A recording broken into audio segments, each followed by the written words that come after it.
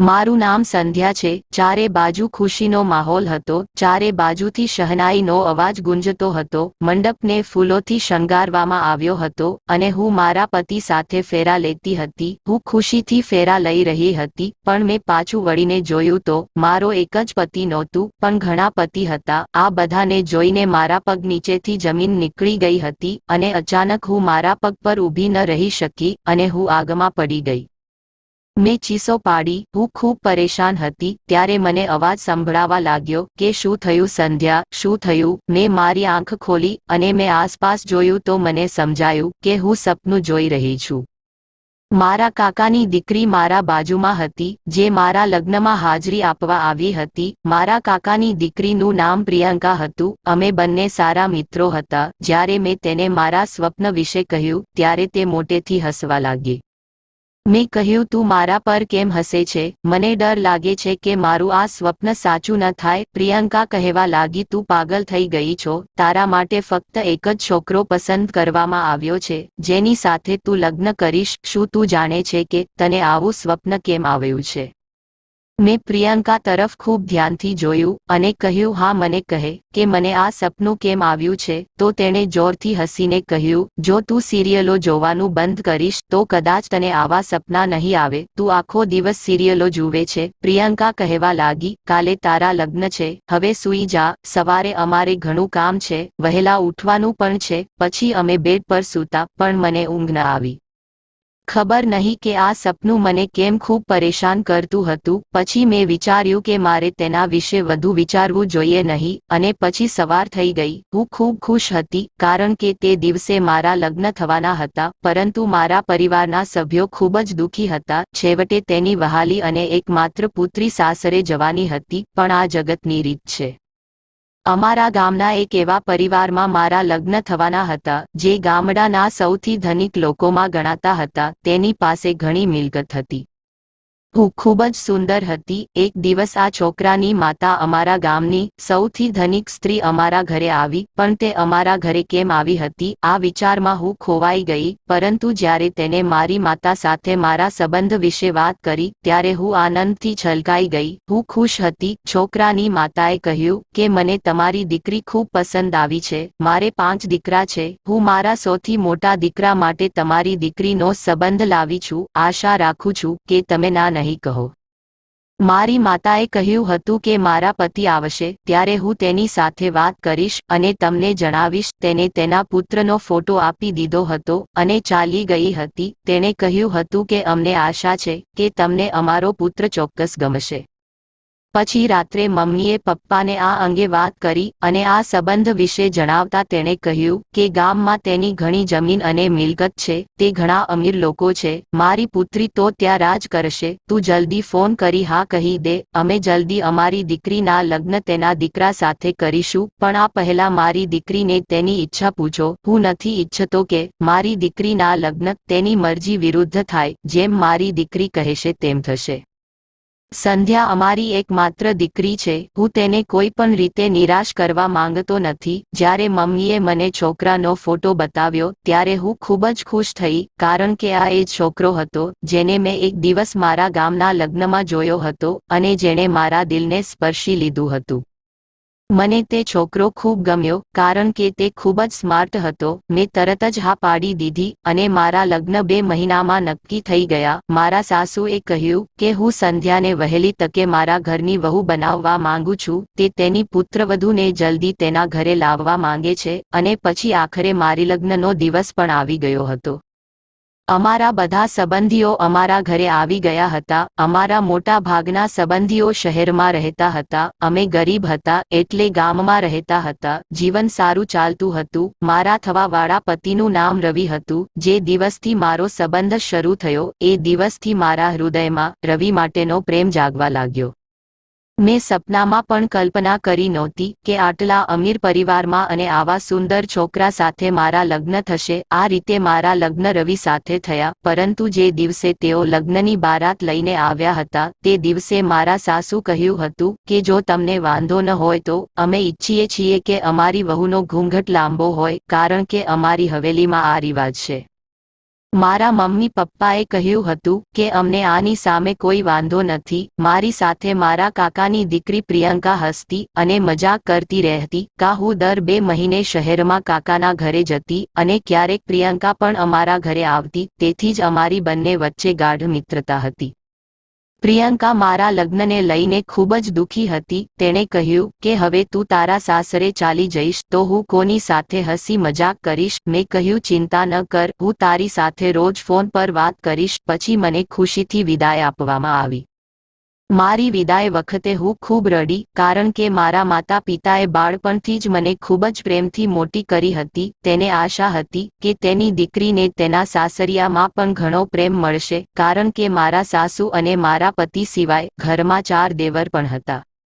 મારા સાસુએ કહ્યું કે અમારા ઘરે વહુ નહીં પણ દીકરી આવી રહી છે, અમે તેને ખૂબ પ્રેમ કરીશું. મારા ચહેરા પર હજી લાંબો ઘૂંઘટ હતો. જ્યારે મને હવેલીની અંદર લાવવામાં આવી હતી તો મારું ખૂબ જ સરસ સ્વાગત થયું, પણ હું ઘૂંઘટ પાછળ કંઈ જોઈ શકી નહીં. માત્ર હું લોકોના અવાજો સાંભળી શકતી હતી. અને પછી થોડા સમય પછી મને રૂમમાં બેસાડવામાં આવી.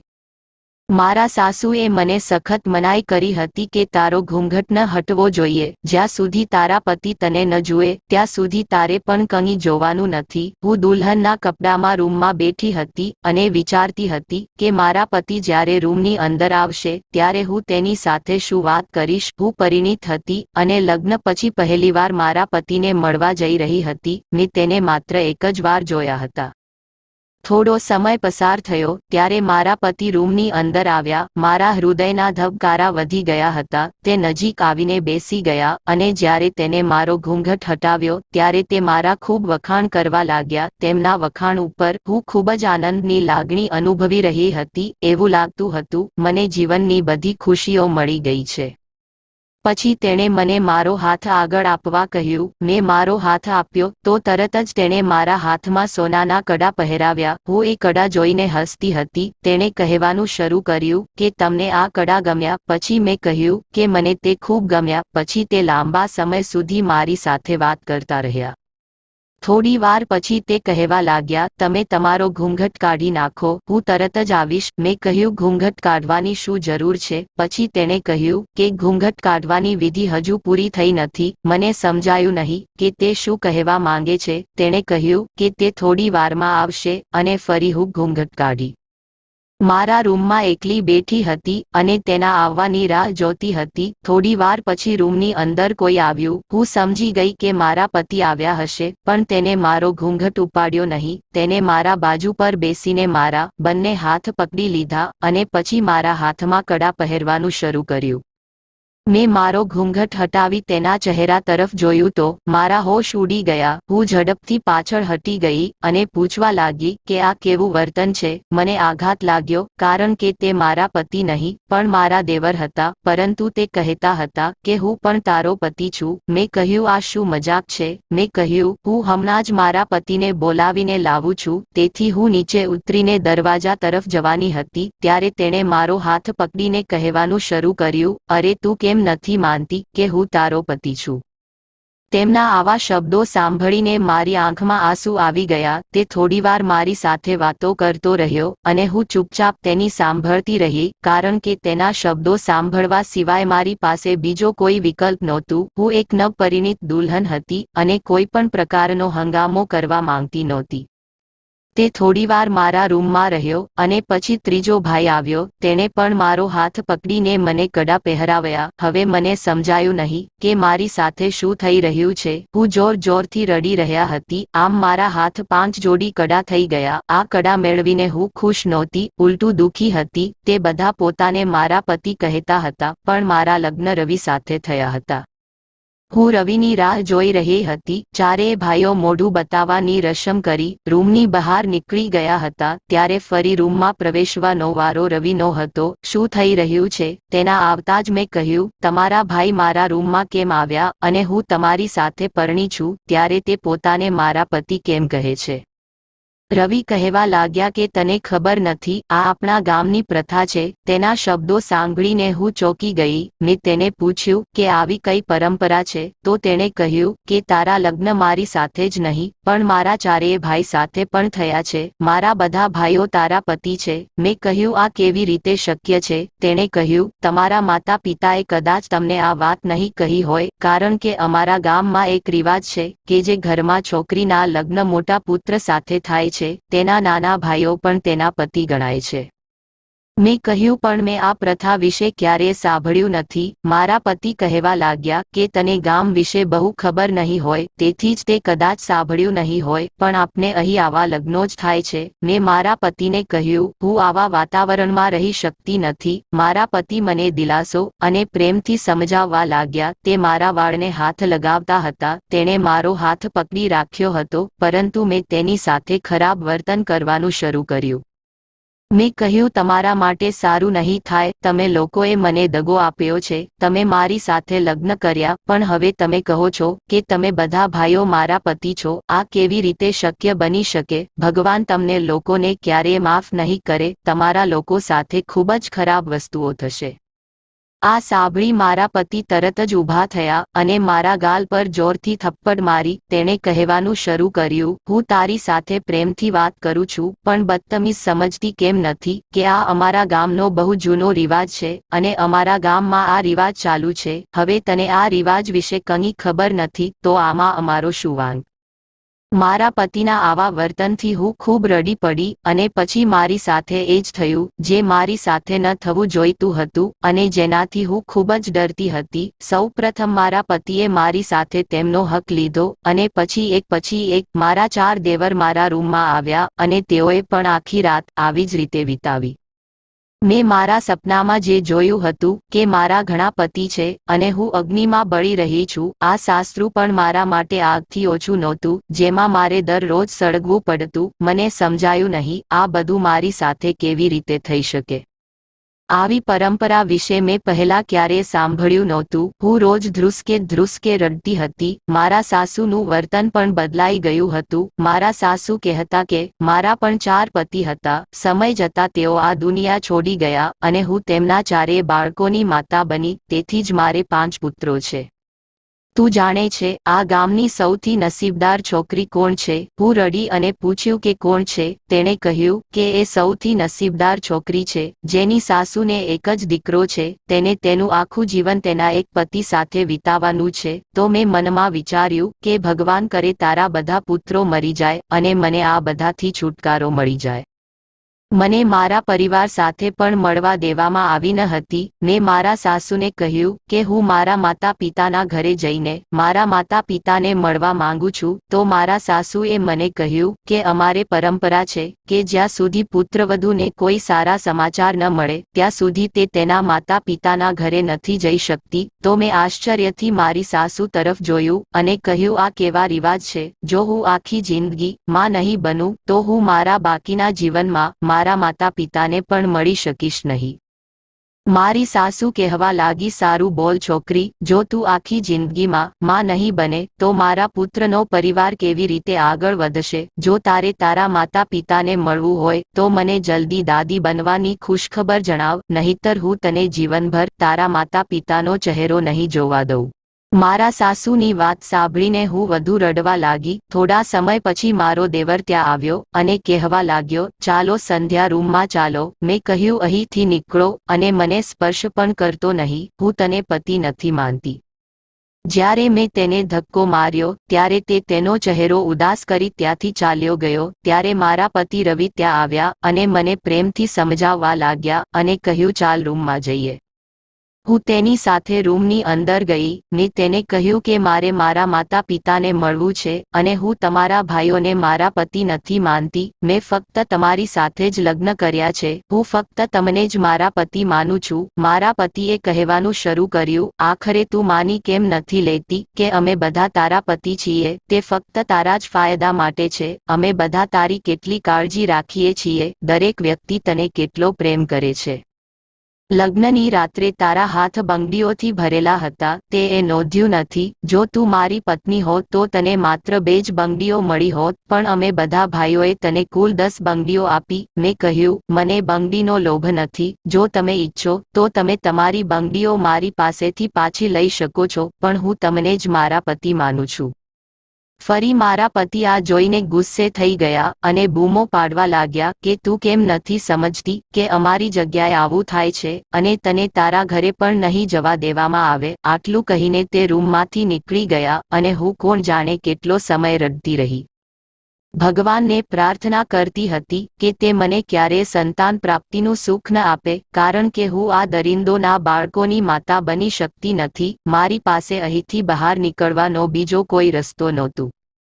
મારી સાસુએ આ હવેલીમાં ઘણા નોકરો રાખ્યા હતા જે હવેલીની બહાર ચોકીદારી કરતા હતા. ઘણો સમય વીતી ગયો હતો. હવે મારી સાથે જે કંઈ થઈ રહ્યું હતું તેની મને આદત પડી ગઈ હતી અને આ ઘરના વાતાવરણમાં હું ડૂબી ગઈ હતી. એક દિવસ મારા માતા પિતા મને મળવા આવ્યા. જ્યારે નોકરાણીએ મને કહ્યું કે તમારા માતા પિતા તમને મળવા આવ્યા છે, મારા માતા પિતાએ મને જોયા કે તરત જ તેઓ ફરિયાદ કરવા લાગ્યા અને કહેવા લાગ્યા કે અમને ખબર નથી કે અમારી દીકરી લગ્ન પછી બહુ બદલાઈ જશે. આ જોઈને મેં મારા પિતા સામે જોયું. આખરે મારા પપ્પા આવું કેમ બોલતા હતા? મારા સાસુએ કહ્યું, હા ભાઈ, હું તો તેને કહું છું કે તારા માતા પિતાને મળી આવ, પણ તેને એશો આરામની એટલી આદત પડી ગઈ છે કે તેને તેના માતા પિતાના ઘરે જવાનું પસંદ નથી. મારી સાસુની વાત સાંભળીને મારા માતા પિતા ખૂબ જ આશ્ચર્યથી મારી સામે જોઈ રહ્યા હતા. જ્યારે મારી પણ આવી જ સ્થિતિ હતી. મારી સાસુ ખોટું બોલતી હતી. તેઓએ મારા માતા પિતાને કહ્યું, હું આખો દિવસ મારા રૂમમાં બંધ રહું છું અને ટીવી જોઉં છું. મારી માં મારી સામે ખૂબ જ વિચિત્ર નજરે જોઈ રહી હતી. એવું લાગતું હતું તે બધાની સામે શરમ અનુભવે છે. થોડીવાર બેઠા પછી તેઓ મારા ઘરેથી નીકળી ગયા અને જતા સમયે તેઓએ મને તેમના ઘરે આવવાનું પણ ન કહ્યું. મારી સાસુએ જે કહ્યું તેનાથી હું ખૂબ ગુસ્સે થઈ. ઘરમાં મારું જીવવું મુશ્કેલ હતું, પરંતુ સારી વાત એ હતી કે મારા પતિઓ મારા માટે જાન આપવા પણ તૈયાર હતા. તેઓ મને એટલો પ્રેમ કરતા કે હું કોઈ એક વ્યક્તિને કોઈ પણ કામ કહું તો એ 5 જણ દોડી આવતા અને મારું કામ સમય પહેલા પૂરું થઈ જતું. એક દિવસ મને ગોલગપ્પા ખાવાનું મન થયું એટલે મેં મારા પતિ રવિને ગોલગપ્પા ખાવા કહ્યું. મારા પતિના બીજા ભાઈઓને પણ આ વાતની જાણ હતી. તેઓ તરત જ ઘણા બધા ગોલગપ્પા લાવ્યા અને ઘરમાં રાખ્યા. 5 પ્લેટ પકડીને ઊભા હતા અને કહેતા, પહેલા હું લાવ્યો છું. એ 5ને જોઈને મને ખૂબ હસવું આવ્યું, કારણ કે આ લોકો ખરેખર મોટા મૂર્ખ હતા. મેં વિચાર્યું કે આ લોકોની મૂર્ખતાનો લાભ લઈને મારે અહીંથી ભાગી જવાનો પ્રયાસ કરવો જોઈએ. એક દિવસ મેં આ 5 ભાઈઓમાં સૌથી મૂર્ખને શોધ્યો જે મને હવેલીમાંથી બહાર કાઢી શકતો હતો. મેં નક્કી કર્યું હતું કે હું ગામ છોડીને શહેરમાં જઈશ અને હું મારા કાકાના ઘરે જઈશ અને મારું જીવન જીવીશ. મેં મારા સૌથી નાના દેવર સાથે વાત કરી અને તેમને કહ્યું કે મારે શહેરમાં ફરવા જવું છે. શું તમે મને શહેરમાં લઈ જશો? તો તેણે કહ્યું કે હા, પણ આ વિશે કોઈને ખબર ન થવી જોઈએ, કારણ કે જો માતાને કંઈ પણ ખબર પડશે તો તે અમારાથી ખૂબ ગુસ્સે થશે. મેં કહ્યું, ના ના, બીજા કોઈને કંઈ ખબર નહીં પડે. જ્યારે મારા સાસુ રૂમમાં સૂતા હતા ત્યારે મારા દેવર મને તેમની સાથે શહેરમાં ફરવા લઈ ગયા. તેણે મને કહ્યું કે અમે સવારે જઈશું અને સાંજ સુધીમાં પરત આવશું. તે મને ખરીદી માટે મોલ લાવ્યો હતો. મેં વિચાર્યું કે હું કપડાના બહાને અહીંથી ભાગી જઈશ. આ રીતે મેં તેને વાતચીતમાં સામેલ કરવાનું શરૂ કર્યું. તેનું ધ્યાન મારાથી દૂર થઈ ગયું હતું. હવે મારી પાસે અહીંથી ભાગી જવાની મોટી તક હતી. હું ધીમે ધીમે ત્યાંથી ભાગવાનો પ્રયત્ન કરી રહી હતી જ્યારે અચાનક મને તીવ્ર ચક્કર આવ્યા અને બેભાન થઈ ગઈ. મારી આંખ ખુલી ત્યારે હું હોસ્પિટલમાં હતી અને ડોક્ટરે મને એવા સમાચાર સંભળાવ્યા જે સાંભળીને મારા પગ નીચેથી જમીન નીકળી ગઈ. ડોક્ટરે કહ્યું કે તમે માં બનવાના છો. આ સમાચાર સાંભળીને હું આઘાત પામી ગઈ. મને જે ડર હતો તે થયું. જ્યારે મારા દેવરને ખબર પડી કે હું માતા બનવાની છું ત્યારે તે ખૂબ જ ખુશ થયો અને પછી તે મને ખૂબ કાળજીથી ગામ પાછો લઈ આવ્યો. આ સમાચાર મારા માયકે પણ પહોંચાડવામાં આવ્યા હતા, પરંતુ મારી માતાના ઘરેથી મને કોઈ મળવા આવ્યું નહોતું. મેં કહ્યું, હવે મને મારા માતા પિતાના ઘરે જવા દો. તો મારા સાસુએ કહ્યું, અત્યારે તમે તમારા માતા પિતાના ઘરે જઈ શકતા નથી. બાળકનો જન્મ ન થાય ત્યાં સુધી તું હવેલી બહાર નીકળીશ પણ નહીં. મેં કહ્યું કે આ કેવો રિવાજ છે? તો તે મને કહેવા લાગી કે તું વધારે ગુસ્સો ન કર, તારી હાલત અત્યારે સારી નથી, તમે ઘરે રહો અને આરામ કરો. હું મારા રૂમમાં ગઈ અને મારા ભાગ્યમાં શું થવાનું હતું તે વિચારીને હું રડી. મારી પાસે અહીંથી બહાર નીકળવાનો બીજો કોઈ રસ્તો નહોતો. હવે હું મોટી મુશ્કેલીમાં હતી. હું મારો પોતાનો જીવ પણ લેવા માંગતી હતી, પણ પછી મેં આ બાળક વિશે વિચાર્યું કે આ માસૂમ બાળકની શું ભૂલ છે. પણ પછી વિચારવા જેવી વાત એ હતી કે આ બાળક કોનું છે, મારા પતિનું કે મારા દેવરનું? હવે મારા બધા દિવસો અને રાત રડતા જ વીતતા હતા. હું રવિને કહેતી, હું આ બાળકને જન્મ નહીં આપું, ભલે મને મારો જીવ લેવો પડે. તો મારા પતિએ કહ્યું, ના, તો હું તને મરવા દઈશ અને ના હું આ બાળકને કંઈ થવા દઈશ. ઘરમાં ખૂબ જ ઉજવણી થતી હતી. પાંચે તે કોનું બાળક છે તે વિચારીને ખુશ થતા હતા, પરંતુ મારા સાસુ સૌથી વધુ ખુશ હતા. આમ ને આમ ઘણા દિવસો વીતી ગયા. મારી હાલત દિવસે ને દિવસે બગડતી જતી હતી, કારણ કે ના તો મને કંઈ ખાવાનું ગમતું કે ન તો કોઈની સાથે વાત કરવાનું ગમતું. હું આખો દિવસ રૂમમાં એકલી બંધ રહેતી. હું મારા પરિવારને મિસ કરી રહી હતી. ના તો હું તેમને મળી શકી કે ન તો તેમાંથી કોઈ મને મળવા આવતું હતું. પણ ઘણી વખત મેં મારી સાસુને મારી મા સાથે ફોન પર વાત કરતા જોયા હતા. થોડા દિવસો વીતી ગયા પછી મેં જોયું કે મારા કાકાની દીકરી પ્રિયંકા મને મળવા આવી હતી. તે ખૂબ જ ખુશ દેખાતી હતી. જ્યારે તેને મને જોઈ, તેણીએ તરત જ મને ગળે લગાડી. પ્રિયંકા મને જોઈને ખૂબ જ ખુશ હતી, પણ જ્યારે મેં મારા સાસુને પ્રિયંકા વિશે કહ્યું ત્યારે તે મને કોઈ બહાને પ્રિયંકા અને મને અલગ કરવા માંગતી હતી. પરંતુ મેં વિચાર્યું કે હું પ્રિયંકા સાથે કોઈને કોઈ રીતે વાત કરીશ. મારી સાસુ મારા રૂમમાં બેઠી રહી. પ્રિયંકાએ કહ્યું કે હું તને મળવા માટે ઘણા સમયથી રાહ જોઈ રહી છું. મેં વિચાર્યું હતું કે ગામડે આવતા જ હું ચોક્કસ તારા સાસરે જઈશ, જેથી હું તને મળી શકું. હું વારંવાર વિચારતી હતી કે મારે પ્રિયંકા સાથે કેવી રીતે વાત કરવી.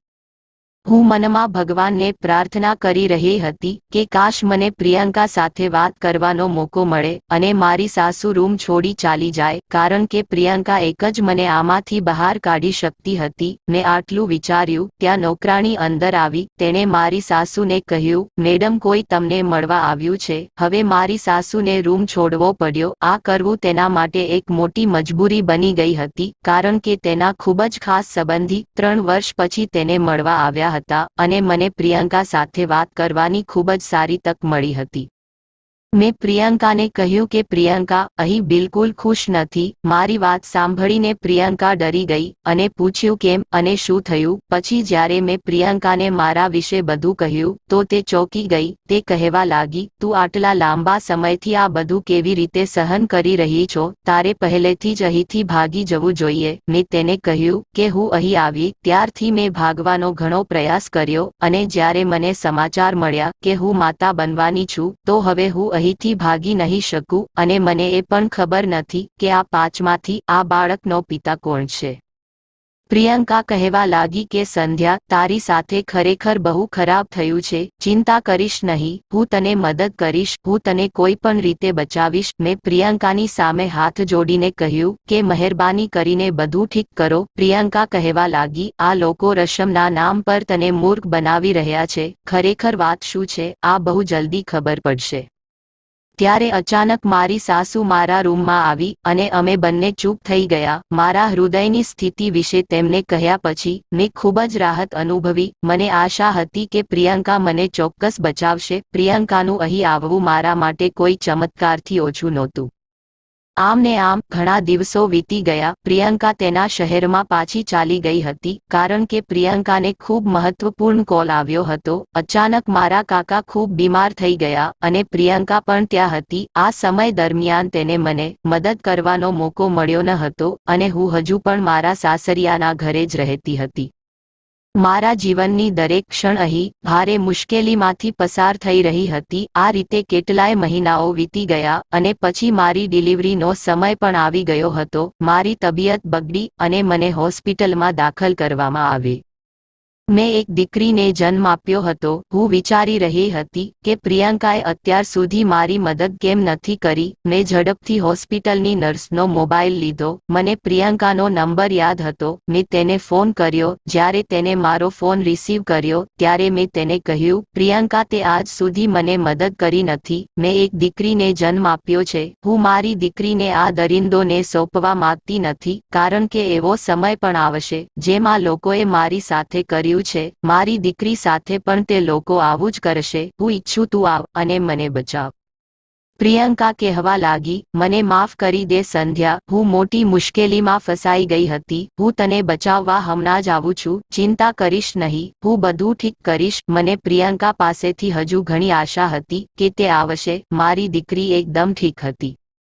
થોડા સમય બાદ પ્રિયંકા પોલીસ સાથે હોસ્પિટલ આવી। પોલીસની સાથે ત્યાં મહિલા પોલીસ પણ હાજર હતી। પ્રિયંકા મારી મદદ કરવા આવી હતી। પોલીસને મારા નિવેદનની જરૂર હતી। મેં પોલીસને બધું કહ્યું। હોસ્પિટલમાં પોલીસને જોઈને મારા સાસરિયાઓ ચોંકી ગયા, કારણ કે આ પોલીસ શહેરમાંથી આવી હતી।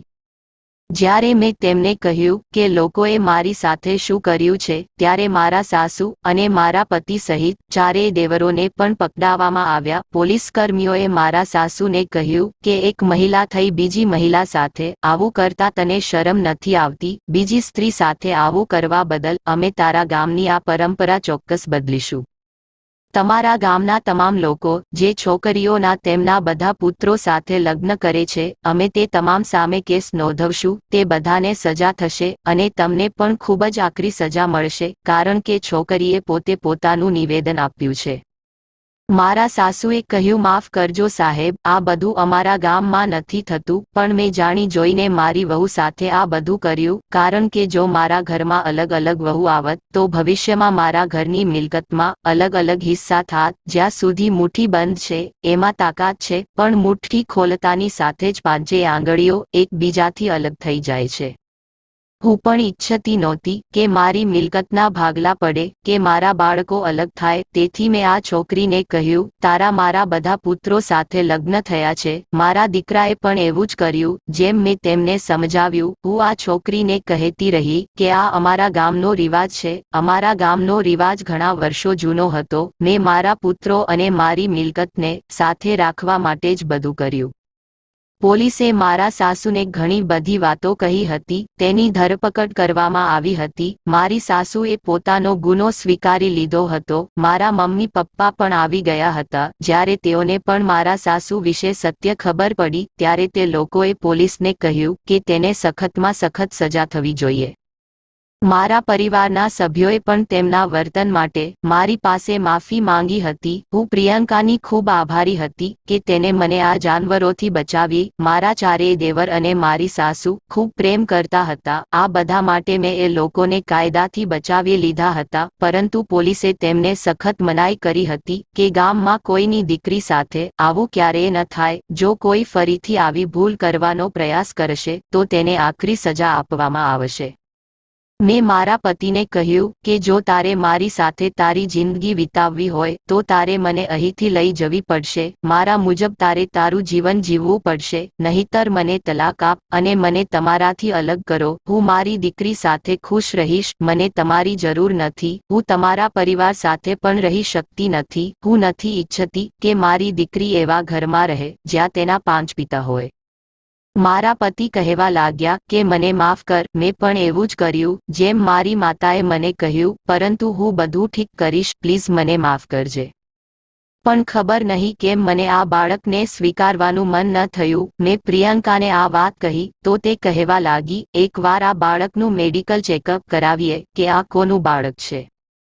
હું ભગવાનને પ્રાર્થના કરી રહી હતી કે તે હવે મારી વાત સાંભળે અને આ બાળક મારા પતિ રવિનું જ હોય, કારણ કે હું આ બાળકનો જીવ ન લઈ શકું। કોણ જાણે શું થશે જો આ બાળક મારા દેવરનું હશે, પણ તપાસ બાદ ખબર પડી કે બાળક મારું અને રવિનું હતું। પછી મારા જીવમાં જીવ આવ્યો અને મારા પતિએ મારા પગે પડીને માફી માંગી।